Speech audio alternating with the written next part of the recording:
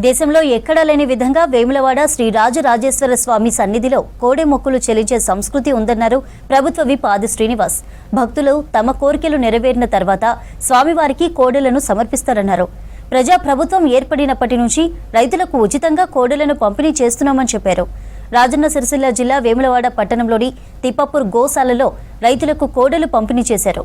రాజన్న ప్రసాదంగా స్వీకరించి కోడెలను వ్యవసాయ పనుల్లో వాడుకోవాలని సూచించారు.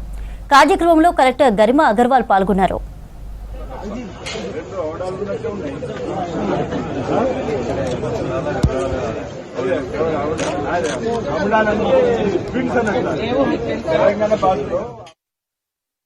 భారతదేశంలో ఏ దేవాలయంలో లేనటువంటి విశిష్టమైనటువంటి మొక్కు, కోరిన కోరికలు తీర్చుతండి కోడెమొక్కు చెల్లిస్తా అని చెప్పినటువంటి మొక్కు వేముల రాజన్న ఆలయంలో ఉన్నటువంటి సందర్భంలో అనేక మంది భక్తులు తమ కోరికలు నెరవేరిన తర్వాత కోడెలను నిజ కోడెలను స్వామివారికి సమర్పించుకోవడం, వాటిని పెంచి పెద్ద చేసిన తదుపరి ఈ ప్రాంతం ఉన్నటువంటి పేద రైతులకు ఉచితంగా అందజేసి వారి వ్యవసాయంలో చేదోడు వాదోడుగా ఉండే విధంగా రాజన్న ప్రసాదంగా ఏ ప్రభుత్వం వచ్చిన తర్వాత అందివ్వడం జరుగుతూ ఉంది.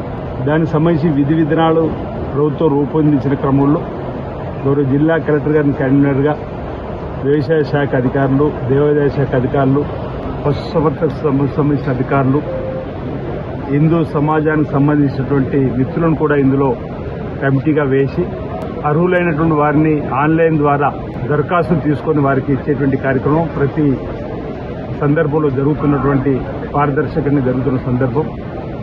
రైతు సోదరులకి సందర్భంగా విజ్ఞప్తి చేస్తా ఉన్నాం. ఈ రాజన్న ప్రసాదంగా అందేటువంటి కోడెలను చక్కగా ఆరోగ్యంగా ఉండే విధంగా వాటికి సకాలంలో సమయానికి మేత వేసేటువంటి విధానం, కొంతమంది ఒకరిద్దరు అక్కడక్కడ తప్పుదారిలో పోతున్నటువంటి పరిస్థితిని కూడా గమనించి అలాంటి వారిపైన ఫిర్యాదులు వస్తే చట్టపరంగా కఠిన చర్యలు తీసుకునే విధంగా కూడా ఒక నియమాలను రూపొందించడం జరిగింది.